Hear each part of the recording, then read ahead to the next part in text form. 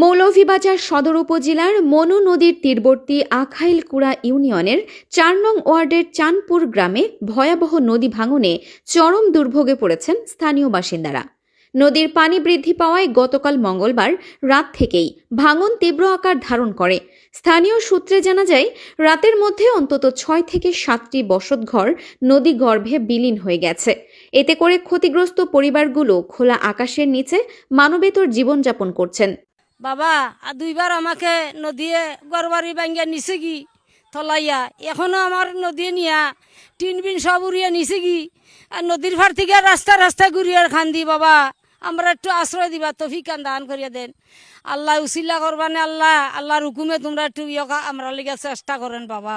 দোকান ছিল ফাঁকা, দোকান পুষি মারলে দোকান সকাল নামি গেছিল বাবা আজ 4 বছর আগে। নদীও নিচে গিয়া আমার গড় নাই, আমি অসহায় অবস্থা বাবা।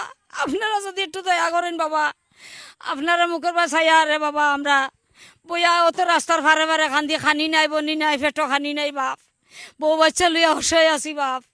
একটু আপনারা আমার লেগা কোনো একটু চেষ্টা করিয়েন। আমার গড় বাংশি কালকে রাতকে মসজিদের মাইকো হইয়া আর সারা গ্রামের মানুষ আর নাইয়া গড় বাংশি রাত 12টার সময়। এরপরে গড় ভাঙতে এই গড় ভাঙ্গে আরো গড় ভাঙছি, রাইট হয়ে গেছে প্রায় 60টা। ঘুমানির জায়গা নাই, গড় ভাঙ্গে লিছি, নদী ভাঙ্গা নিছে। ওই জায়গায় কোটি কোটি টাকার বলক ফালাই 4-5 বছর ধরে এই জায়গায় বলক ফালি। অন্যর বউটে খাস করে না, আমাদের বউটে খাস করে না। এখন আমরা খুবই টাকারই জায়গা নাই, এখন বাড়িঘর সব ভাঙ্গা নিছে কি।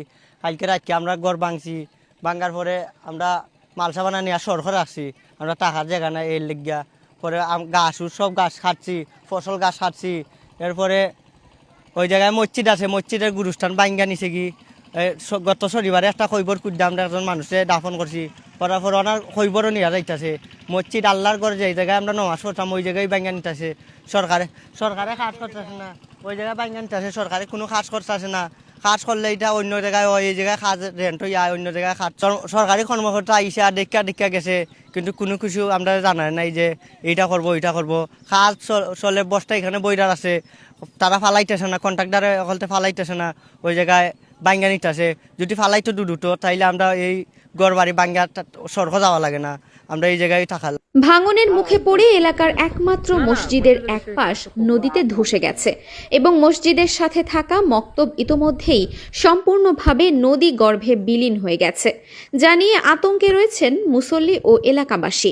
আসসালামু আলাইকুম। আমাদের গাঙ্গের ভাঙ্গনের বিষয়টা হলো বিগত 18 বছর ধরে ক্রমান্বয়ে